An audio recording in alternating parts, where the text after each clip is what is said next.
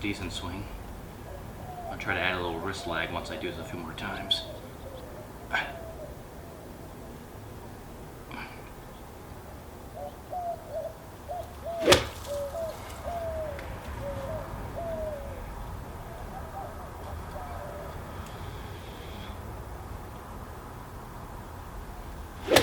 that was a pretty good swing there. Felt like it anyway.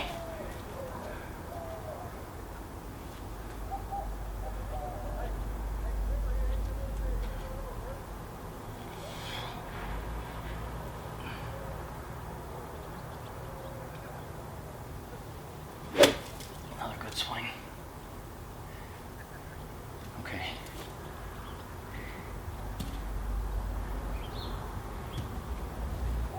Okay, on this swing, I'm gonna try to add some wrist lag, okay?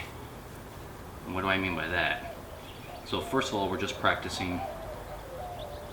The first thing we're doing is we're practicing from the top. We're practicing just moving the body, not swinging the arms, okay? We're just practicing moving the hips first, and the upper body will follow. Then the club is the last thing to come through. Club head's the last thing to come through. The hips go first, the chest and upper body go second, and the arms and the wrists and hands come last. Everybody got that? Okay. So that's the first thing you want to practice. Just get up here, hold it. Don't get way back here. Don't get too far forward. You want to be a little bit centered, maybe a little bit in front of the ball, and just turn the hips, but don't swing the arms. Keep the elbow right here. Club's going to release, okay? After you do that a few times, you get used to it. It's for a lot of people, it's really difficult to turn the body and not swing the arms. This is one of the hardest things for amateurs to learn. Okay, I'm gonna let's ignore the club for now. Just gonna use my right hand and my right arm. So the top of the swing, I got my foot raised on purpose for this drill, my rear foot here a little bit, and I'm gonna turn the body, turn the hips, then the upper body's gonna follow. We're gonna keep the right arm bent, and everything else gone through the ball first. The hips have gone past the ball, the chest has gone past the ball, and the arm is coming in last, the elbow, if you will, the up arm, and then the wrist and the hands, the very last thing to come through, okay? Now you want to get stuck way back here, but you should get the point. It's okay in the beginning to get stuck back here, you know. That, if anything, that's better.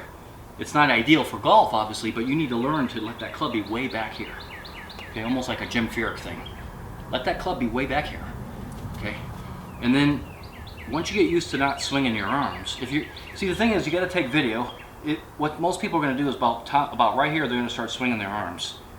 Stand up a little bit, and your arms have been at this point. The arms have been separated from the body that entire time. That's really bad. Okay, you don't want that. You got to learn to get to the place where you're here. Turn the hips. Upper body's going to follow. You're going to get that elbow right here in front of the right hip or your trail hip. I still haven't swung my arms, right? I haven't done any of this nonsense. Arms are still back about as far as they can go reasonably. Then we keep turning, and then the last thing that comes through is the club head. The hands are way in front of the club head. I know you can't see it with the camera because it's probably below the step here. You might see it, but I don't think you can see it, but okay. And once you practice that a lot of times, like weeks, practice this for weeks. Turn, then release the arms. Okay. And once you do that, the next thing you're going to learn is you gotta throw a little wrist lag in there on the change of direction, okay?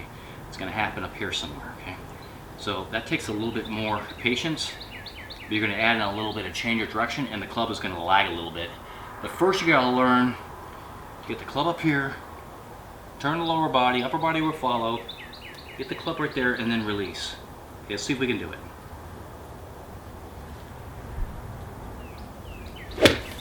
And not bad. Not bad.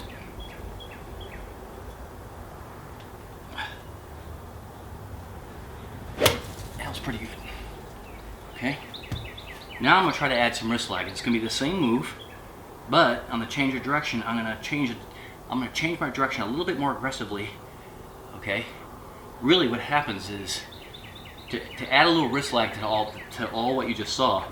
What you're really going to do is you're going to take the club back a little bit more brisk, because as you go back brisk, the change of direction is going to help set the wrist lag and help bend the shaft a little bit. Okay. So really, it starts on your takeaway somewhere up in here. you're gonna swing back a little bit faster than normal.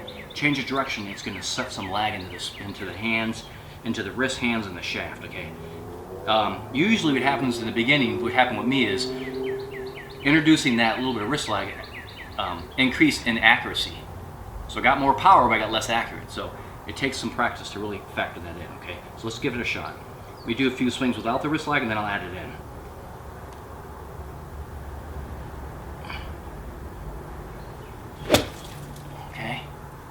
Now I'm going to try one with a little bit of wrist lag. First, let me take it up, down.